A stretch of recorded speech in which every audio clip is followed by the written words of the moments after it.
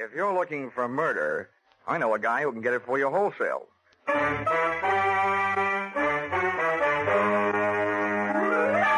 This is another in the adventures of America's fabulous freelance insurance investigator, Johnny Dollar, starring Charles Russell. At insurance investigation, Johnny Dollar is only an expert. At making out his expense account, he's an absolute genius.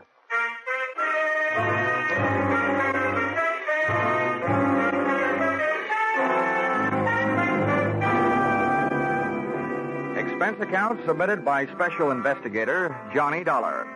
To West Coast Underwriters, San Francisco Branch. Attention, Bradford L. Coates, General Manager.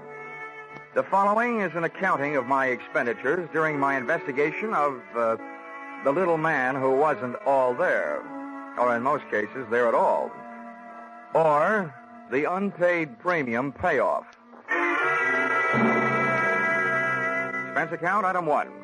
3 cents postage due on your airmail special delivery letter containing said assignment. I can just hear you dictating it. Take a letter. To Johnny Dollar, you'll find his address in the files. Dear Sir, better make that Dear Dollar. Enclosed find copies of letters received by us from one Mr. James Yarbo, period. This man's wife was insured with our company until recently. One day before her death, her period of grace on an unpaid premium ran out. We canceled her policy in the amount of $20,000. Her husband, Yarbo, first made every effort to collect, then threatened us. Since then, we've received the enclosed series of letters intimating, without confessing, that he's had a hand in the accidental death of at least 12 of our policyholders to date. The police have been working on it, but are getting nowhere. If you are available, please come immediately. Yours very truly, Sophie.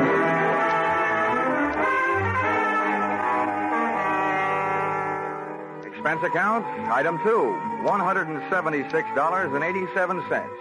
Airfare, Hartford to San Francisco. Item 3, $5.40. Cab fare, airport to your office.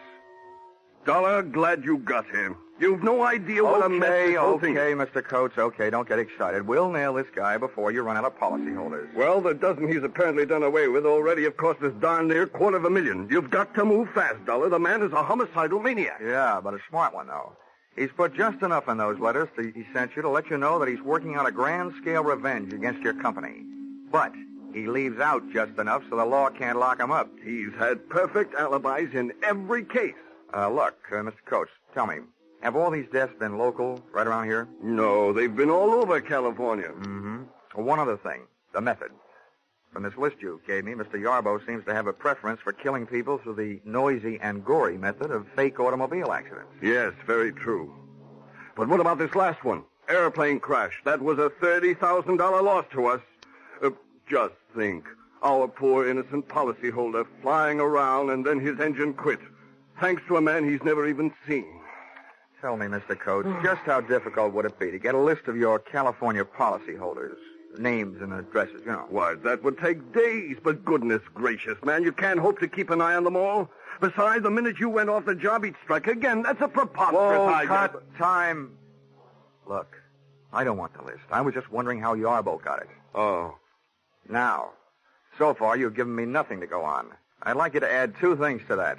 Yarbo's home address and a $50,000 life insurance policy made out to me.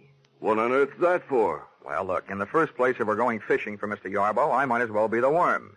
In the second place, if I should get gobbled up in the line of duty, that $50,000 life insurance would make several attractive young ladies of my acquaintance very happy. Not, mind you, as happy as I can make them by remaining alive.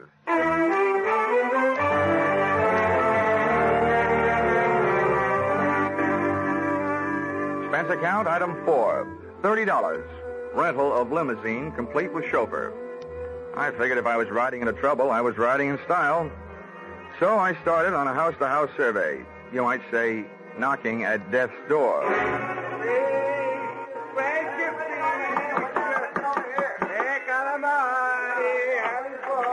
Yes. What is it, please? Oh, I'm sorry to bother you, Mrs. Cianelli, but I'm from the insurance company. Oh, yes. It'll only take a moment. One question about your son. Oh, poor Angelo. What do you want to know about my poor son? He drove away in his automobile, that's all. I may never see him in life again. Yes, I know. Tell me, Mrs. Gianelli, did you ever hear your son mention a man named Yarbo? Yarbo? Yeah. Yarbo. I don't know about no such Yarbo. Now, please. Please leave me. There was so much sadness in my house.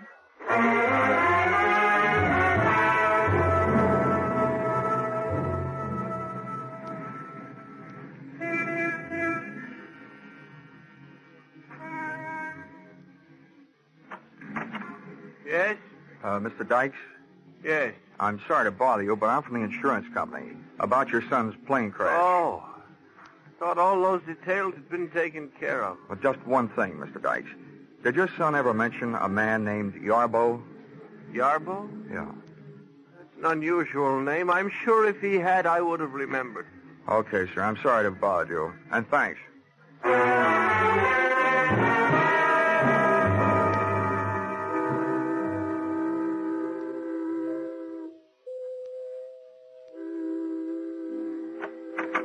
Yes, sir. May I help you? Yes, I'd like to have a word with Mrs. Weatherly. I'm from the insurance company. Well, sir, Mrs. Weatherly has been indisposed, not receiving visitors. What is it, Brian? How do you do, Mrs. Weatherly? My name is Johnny Dollar. Oh, dear. You may go, Brian. Oh, I'm ashamed to let you see me in this condition, Mr. Dollar. Just ashamed. But you understand. I do indeed. Oh, it was bad enough. The accident, I mean. But the scandal. Oh, I'll never be able to hold my head up again. Yes. No. If Harvey had to get himself in an automobile accident, why, I ask you, did he have to have that awful Mrs. Barclay in the car? Oh, yes. Yes, it was very unthoughtful of him, Mrs. Weatherly. Would you mind answering one question? Well, if I can. Did your husband ever mention a man named Yarbo? Well, no. No, he never mentioned a man named Yarbo. But neither did he ever mention Mrs. Barclay.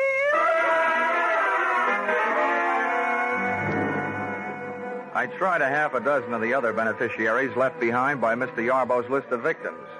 All I got out of it was a very watery afternoon. The tears were falling like monsoon time in Burma.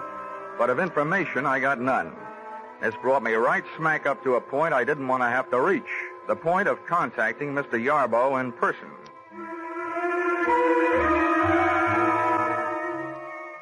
At 8:30 that night, I took a plant on Yarbo's house on Lombard Street.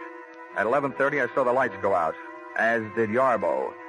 He was a little guy, stooped over like he was looking for cigarette butts on the sidewalk, needing a haircut, and, true to type, wearing a long black overcoat.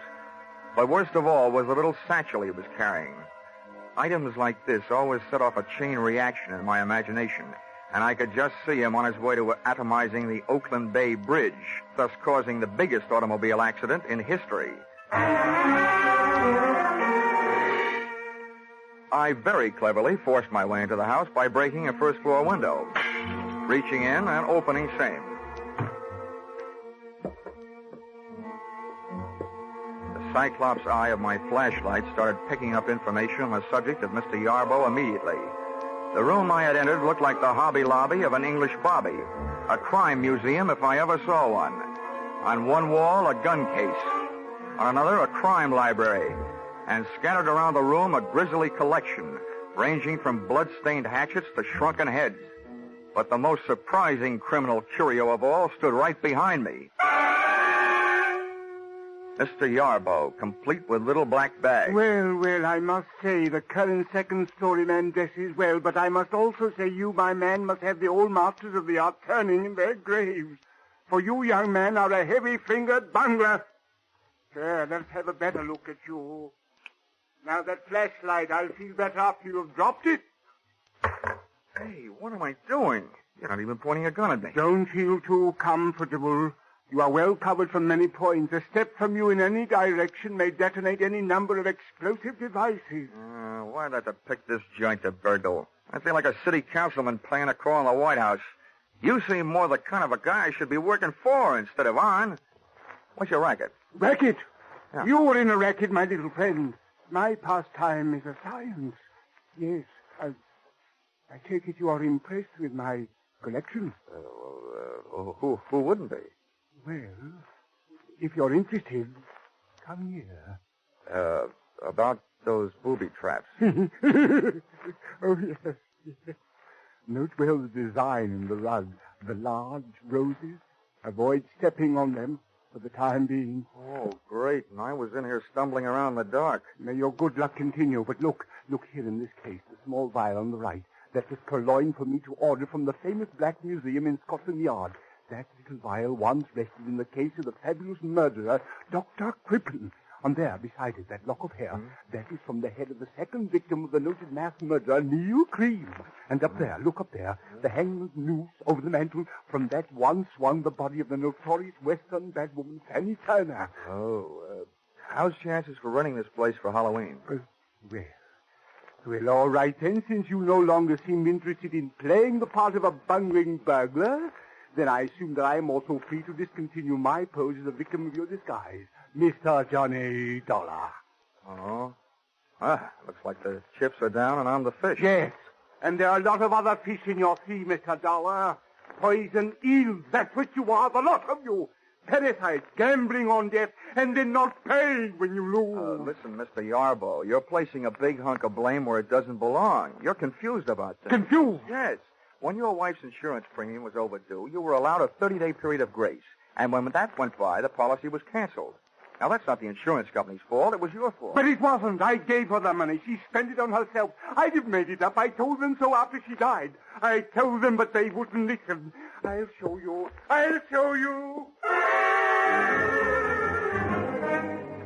Yarbo looked like he was headed to show me the chopping end of an axe laying on top of a small table. I hit him just as he hit the table. As he hit the floor, I noticed what I was standing on. One of those big red roses in the carpet. It hadn't exploded yet, but that was one flower I wasn't standing around waiting to see bloom.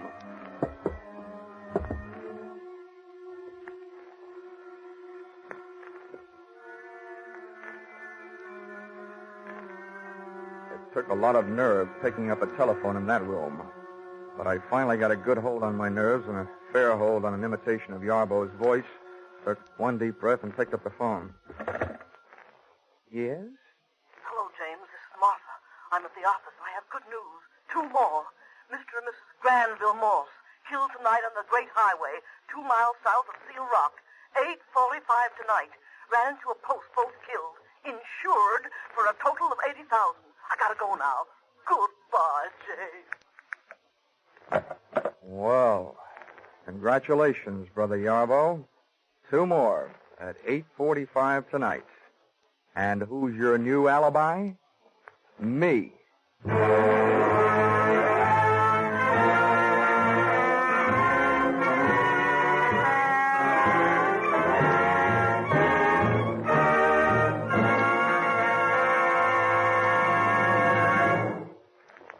In just a moment, we'll return to the second act of Johnny Dollar. But first, did you ever think of "and" as a comedy word? Maybe not, but you'll get a full demonstration on CBS this Wednesday night. There'll be Groucho Marx and his guest on that hilarious quiz, You Bet Your Life. For it's the guests who sometimes floor Groucho with their wisecracks. There'll be Bing Crosby in his regular Wednesday night CBS show and his special guest, Bob Hope. There'll be George Burns and Gracie Allen and Bill Goodwin. And becomes more filled with comedy when you tell or learn that Lum and Abner will have their premiere as Wednesday night regulars on most of these same CBS stations. Yes, this fall you hear them all on C and B and S. Now with our star Charles Russell, we return to the second act of Yours Truly, Johnny Dollar.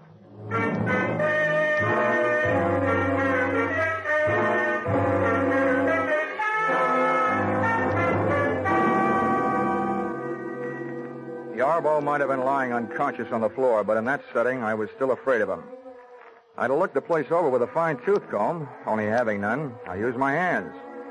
I put the pat test to Yarbo's pockets for a gun. He was unloaded. Then turned my attention to the little black bag he'd been carrying when I saw him leave the house, and which he still had with him when he returned. I hoped it wasn't booby-trapped. Opened it and discovered that it was a trap, the type my kind of booby stepped into. Inside the bag was a small radio receiver tuned to something I looked for and found in the room. A small radio transmitter of the type formerly used in Army tanks. Through this, Yarbo had heard me enter his little museum of murder and had returned to catch me in the act of prowling the premises. About then, I caught him in the act of coming to. Well, welcome home, Yarbo. Time to get up. I just had a long chat on the phone with Martha. She thought I was you. You think you're very clever, don't you? Martha knows my voice. If she talked to you at all, she didn't tell you anything. Of that I am sure, so save your breath. There is no use your telling me she gave you any information. Oh, no, you got me wrong, pal. I only told you Martha called to let you know I know there is a Martha. I figured it might make you nervous, and nervous men are easy to beat. Other nervous men may be easy to beat, Dollar, but not James Yarbo. The police have tried, and they couldn't prove a thing against me. Now, may I have your permission to get up? Yeah. Maybe the police haven't been able to get anything on you, but I have something. Attempted murder. The hatchet you went for. The pitiful mistake of a pitifully suspicious mind, Dollar. I wasn't reaching for that hatchet on the table. I was trying to show you something in the table drawer. There it is, spilled out on the floor. My wife's insurance policy. The one your unscrupulous thieving superiors refused to pay. The vampires? Here, look at it. All in order.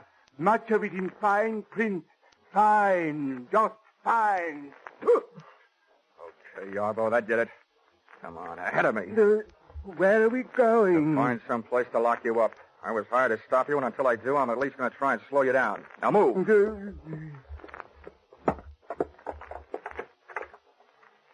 Linen closet. No room here. Come on.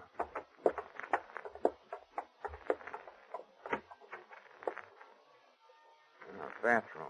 No window. Yeah, this'll do. Go on, get in there. No, not in here. Anywhere but in here. It's a good place. You may get thirsty. No. This is where my wife died. Not in here. No.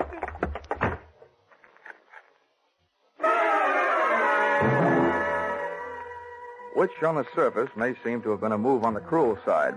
But Yarbo was a man obviously off his rocker, and I needed him more nervous than I already had him. Too nervous to attempt killing any more people.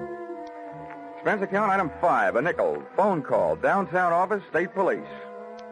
Mr. and Mrs. Granville Morse had indeed crashed to their death on the great highway south of Seal Rock at 8:45, which made the lady with the early telephone news flash, Martha, a gal with whom I wanted an early date.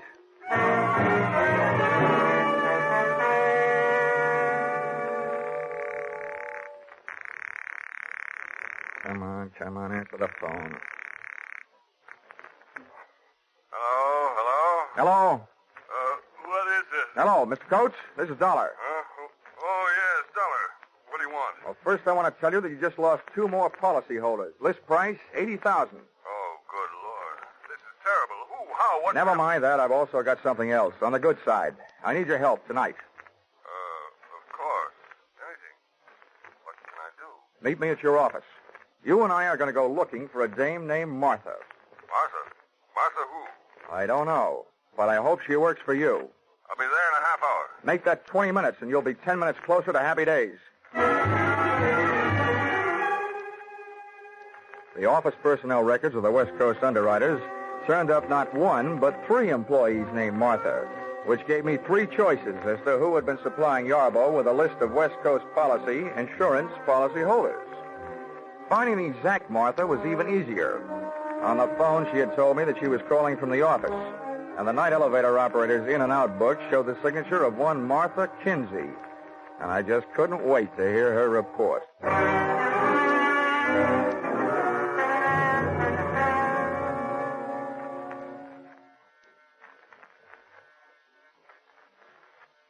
is it? I've got a message from Mr. Yarbo. Oh, just a minute. Message from James. Oh, what does he want? Well, what he really wants is to get out of the bathroom. That's where I've got him locked up. Who are you? You ought to know who I am. I assume you're the one that told Yarbo he could be expecting a call from an insurance investigator named Dollar? Well, that's me. Well, I don't care. James told me girls give out lists of names all the time. Sell them for mailing lists. 10 cents apiece. May not be ethical, but it's not against the law. James told me, and I believe James. Oh, he's the smartest man I ever knew. He may be the smartest, but he's right in line to be numbered among the deadest. One of these fine mornings, the state is going to give him a cyanide egg for breakfast. What do you mean? You should know. Murder, execution, gas chamber. Well, you can't prove a thing. James told me so, and he knows. Well, he's smart. I hope he's not smart enough to pick a lock with a bath mat. Now, come on, sit down. You and I are going to have a nice, long talk. We are not. I won't say a thing. I don't have to, unless you have a warrant, an indictment, and a court reporter. James told me so. Yeah, I know. He's smart. But no matter what he told you, you're going to tell me a few things. Oh, no, I'm not. Oh, yes, you are. Oh, no, I'm not. Oh, yes, you are.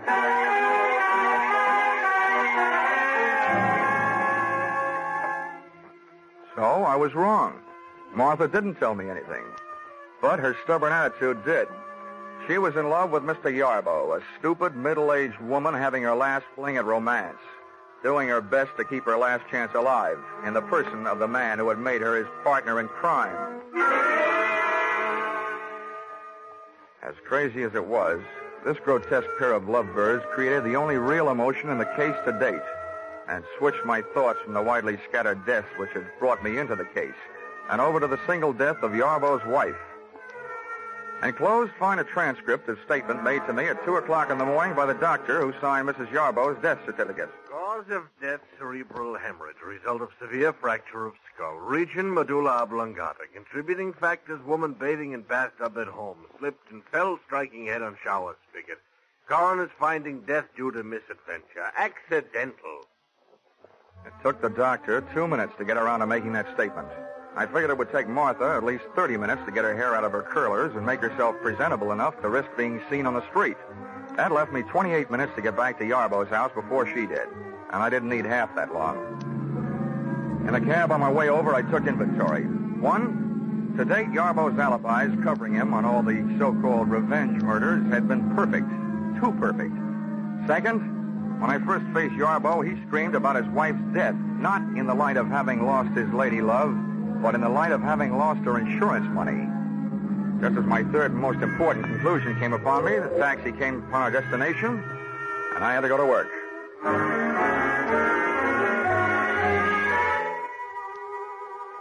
Once inside the little horror house on Lombard Street, I got set for a long search. But it turned out to be a short one, and it proved 2 things. Yarbo was not only a murderer, he was as crazy as he'd acted in having kept the evidence around.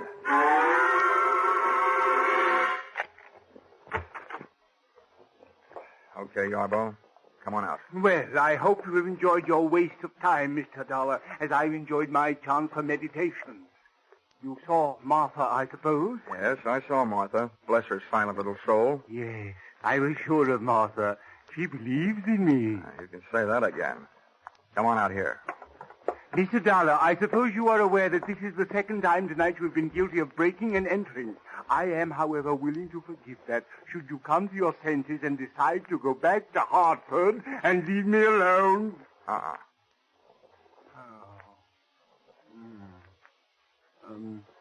Mind treading on the roses in the rug, Mr. Dollar? Sorry, Yarbo. I fell for that gag earlier tonight. People who smile at that joke give me the laugh. Now, look, Yarbo, I know exactly what you've been up to, and I know why you've done it. But your little war of nerves has got to stop. It will never stop. No one can prove anything against me. I can. I can prove that you haven't done a thing to bring about those accidental deaths you've been taking credit for. Martha has sat down that insurance office and notified you every time there's been an accidental death of a policyholder in this part of the country. Then you've written the company your little letters and gotten your little kicks out of it, right? That's a lie. That's the switch, a guy yelling that loud that he's guilty. You will have to prove it. You will have to prove it. Don't worry, chum. I'm not going to waste a breath proving murders that you didn't commit. But, brother, I'm really going to go to town on the one that you did. Your wife, Mr. Yarbo. That is the most ridiculous statement you have yet made, young man. Look around you. Take note. I have profited by all the mistakes made by the original owners of these bloody souvenirs from Dr. Crippen on down. You see in me the living composite of them all. And I intend to stay that way, alive. I'm afraid you will, but it's going to be inside an upholstered room. And this is what will put you there. Yeah, Mr. Yarbo, you carried your little hobby of crime souvenirs too far when you saved this hunk of pipe and the faucet with which you clubbed your wife to death. She slipped and fell. She was in the tub. I'm sure the police microscopes can give you a strong argument on that one. Now, come on. And let's make it easy on each other, shall we? No, I didn't do it. I didn't do it. Let go. Whoa. Let go of me. You have to prove it. James, what's he doing? Help me, Martha. Help me. Hit him with something. I'd have bet on myself against the two of them if I didn't have to fight while playing hopscotch over those roses in the carpet, about which I still wasn't quite sure. It was touch and go. Martha would try to touch the back of my head with something, and I'd go. Do something, Martha. Do something. I'll fix him. Something Martha tried to do was pick up a heavy-based urn and aim it at me. She missed. It started to roll across the rosy carpet. When Yarbo saw where it was headed, he wrenched himself loose and dove to the carpet. I dove the other way. He got there just too late.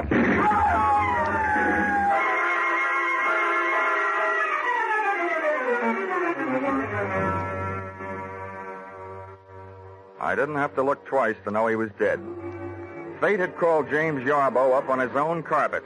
When Martha threw that urn at me, it had rolled straight for the only rose in the rug that had been booby-trapped. Which only goes to prove that sometimes a rose by any other name can be anything but sweet.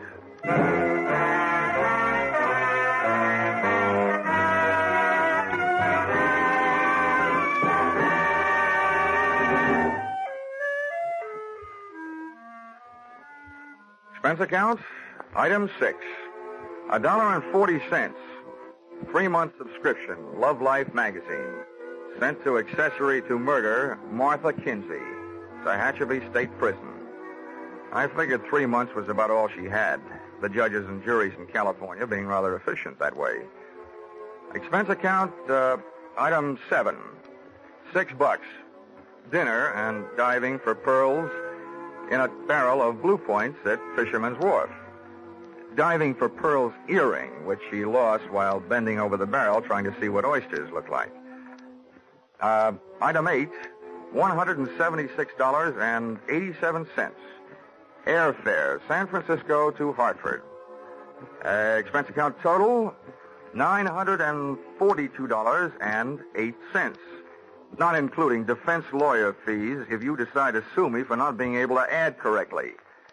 Signed, yours, truly, Johnny Dollar.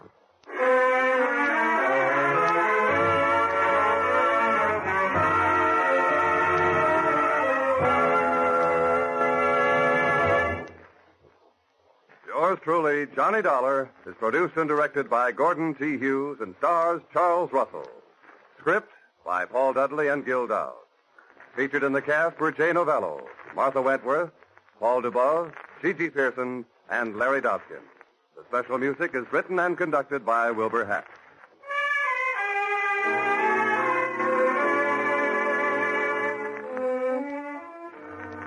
Be sure to be with us at this same time next week when another unusual expense account is handed in by Yours truly, Johnny Dollar.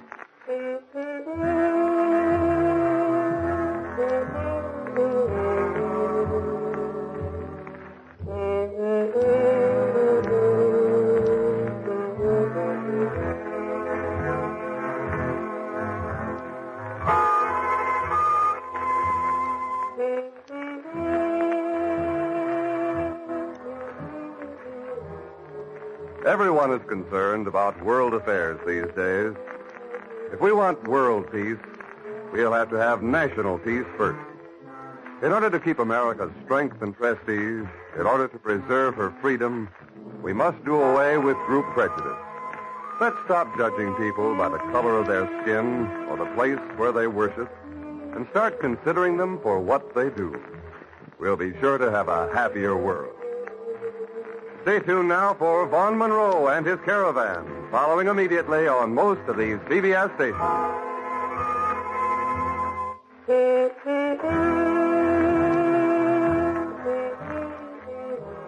This is CBS, the Columbia Broadcasting System.